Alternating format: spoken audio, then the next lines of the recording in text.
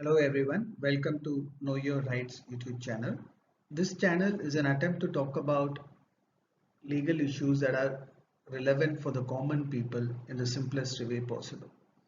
As a part of this channel, we're going to start with what we'll call it as a COVID-19 series, where the legal issues surrounded by COVID-19 will be dealt with. As all of us know, COVID-19 as a major health crisis is going to create, and it is already creating various legal issues in terms of migrants and minimum wages and some labor disputes and healthcare related issues and access to justice, given that predominant number of courts across the country, including the constitutional courts, are only working for a limited time, etc. And there will also be issues in terms of employer-employee, bank-borrower, landlord-tenant, etc. And one would expect that these issues will effectively lead to a situation of there will be amendments to some of the existing laws, and there most likely will also be some new laws to deal with many of these issues.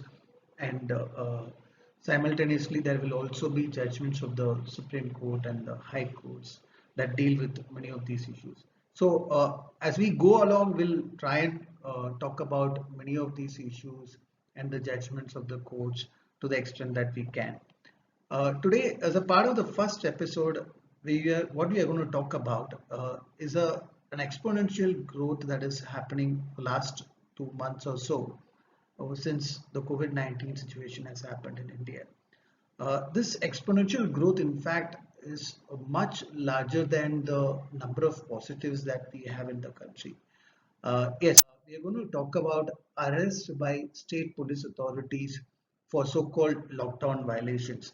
As you will see it on the screen, the numbers are huge. Like Rajasthan has arrested over 10,000 people, and Uttarakhand has arrested over 10,000 people, and even Kerala and Tamil Nadu has arrested over close to 40,000 people for so-called lockdown violation. So today in this episode, we're going to talk about what these so-called lockdown violations are. What is the offense that we are talking about? What is the punishment that is there? And then what are the rights that these people have? So we're going to briefly touch upon these issues. And to touch upon these issues, we must understand these sections which are there on the screen. One is section 144 of Criminal Procedure Code is something which we must have heard about it quite often. We must have read in the newspapers and the news channels, etc. This is a provision that grants power to the authorities to issue orders in urgent cases of nuisance or apprehended danger. So this essentially grants them powers in terms of granting orders in terms of say that more than four people should not, there should not be an assembly of more than four people in public places, etc. This section 144 per se does not say that this constitutes an offense or that constitutes an offense, or does not provide for a punishment. That merely gives a power to issue an order.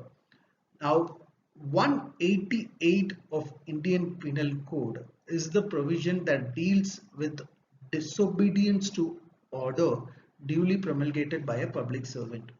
So when you read 144 and 188 together, 144 provides an authority to pass an order, and 188 of the Indian Penal Code (IPC) provides for an offence in case if there is a disobedience to an order passed under section 144.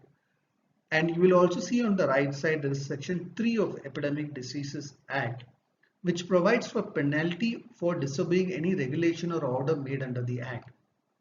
As most of us will know, currently there have been orders passed under both section 144 of the CRPC by various local authorities and district authorities, and there have also been orders passed under under the sections of Epidemic Diseases Act. So under section 3 also, a penalty for disobeying any order under the Epidemic Diseases Act immediately relates back to the section 188. It says that it will be deemed that that person has committed an offence under section 188. So for all of us to know the rights in terms of the arrest for lockdown violations, Section 188 plays a very important role in this. And the other two sections which have not been predominantly invoked but will still deal with this is section 270 and 271 of the IPC. So let me start with section 180. So as I said, section 188 provides for an offense of knowingly disobeying an order passed by and issued by a public servant, including an order passed under section 144 CRPC. The punishment for such an offense could be an imprisonment up to 1 month or a fine of 200 rupees if the disobedience is minor and it causes only an obstruction or annoyance or injury. But in case if the disobedience to an order could lead to a danger to a human life or health or safety, that punishment could increase up to imprisonment of 6 months or a fine of rupees 1000. As you will see, these punishments will indicate these offense is what we call in the legal parlance is a petty offense. It is not a serious offense. But there is one very important aspect to this section is that this offense is a cognizable offense. What does cognizable offense mean? For a cognizable offense, a police authority is not required to get a warrant from a magistrate for arresting someone. So a police authority can take cognizance of that offense, can arrest someone, and also can register an FIR for offense under section 188. But we must also note that this offense is a bailable offense in the sense that if anyone is arrested under this offense, he will be statutorily entitled to obtain bail from the police authorities itself. So it goes like this. If someone is picked up and arrested under section 188 of IPC and an FIR is registered, that person must be released in bail upon furnishing necessary surety or bail bonds before the police authorities itself. The police authorities cannot refuse to grant bail in case if someone is arrested under this provision. But you will also see in the slide that some states like Madhya Pradesh, Chhattisgarh and Andhra Pradesh have made some state amendments to this particular provision to make this offence a non-bailable offence. The difference of bailable and non-bailable offence is that for a non-bailable offence, one must approach a magistrate court to obtain bail. It is not that will not be entitled to bail, that application of bail needs to be made and that will be subject to the discretion of the magistrate court. And this section 188, one crucial aspect which is still being discussed and contemplated is that who can file a complaint and how can this entire process be initiated. Section 195 of CRPC says that no complaint says that no court shall take cognizance of an offence under section 188 without there being a complaint made by the concerned public authority or an officer to whom he is subordinate to. So what does that mean? Now there are two aspects to this issue. There is an argument that because this section 195 says that no court can take cognizance without there being a complaint by the public officer, there should not have been even an FIR registered or an arrest made without being a complaint by the public officer. That's one part of an argument that is being made, but which is also being currently upheld by the some of the decisions of the Madras High Court. But this legal issue is still slightly vague and it's yet to be conclusively decided.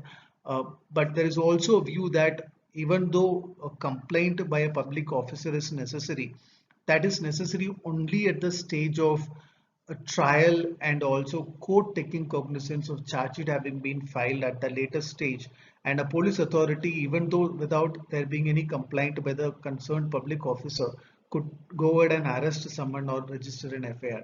So this position is still vague. But if you ask me, as the police, can the police arrest? Currently, given the practical situation as we have seen, they are arresting people under section 188.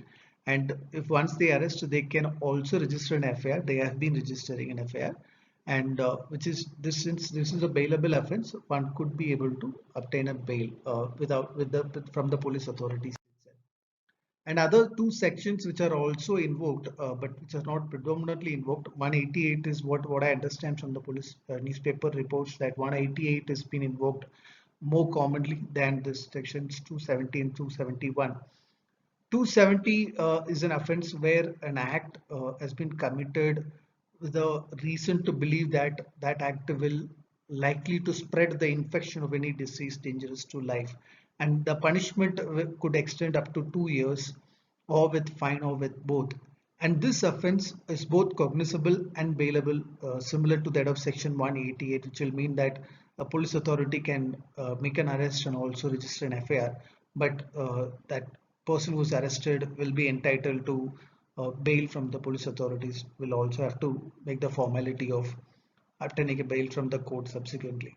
And a section 271, this is an offence in case there is a disobedience to any rule made by the government for regulating the intercourse between places where an infectious disease prevails and other places, etc. And that punishment could lead up to 6 months, or with fine, or with both. And the difference in 270 and 188 and this 271 is that this offence is a non-cognizable offence, which will essentially mean that the police cannot arrest without a warrant from the court, and this is also once again a bailable offence. So to summarize all these points, what we've seen just now, can I be arrested for violating lockdown rules in terms of section 144 order, or in terms of an order passed under Epidemic Diseases Act? Yes, can be arrested. From what we have seen, people are getting arrested. So upon my arrest, what will immediately happen? You could potentially be taken to a police custody, and they might register an FIR. In some cases, they may not register an FIR, and they will let you go after some time. How long will I will be kept in the custody? As per law, you should not be kept in custody for more than 24 hours without being produced before a magistrate. So that's the longest they can keep without being produced before the magistrate. And these petty cases, one should ideally expect that they release within a day itself, after furnishing bail bonds and everything. Can they keep me in custody for a longer period?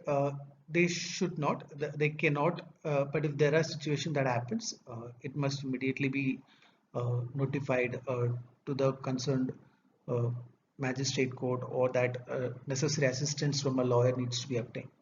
Can the police register FIR? Yes, they can. And are these offences bailable? As we discussed, yes, these offences are bailable. One can obtain a bail. And how and when can FIR registered for these cases be finally closed? So this is a question that we must know. First of all, to begin with, as I said, these offences, section 188 particularly, is a petty offence. It does not have a major punishment or a fine per se is concerned.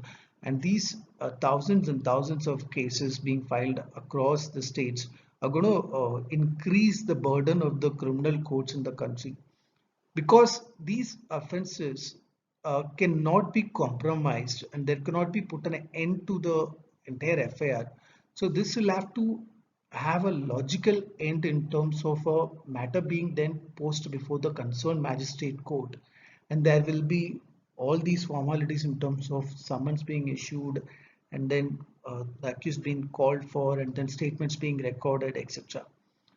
Now, someone could potentially raise a case of this section 195 and say that in a particular FIR there is no complaint from a public officer, so this FIR ought not to have been registered. But as I said, that position has not been still settled by the Supreme Court. There are few decisions of the Madras High Court, so that also needs to evolve.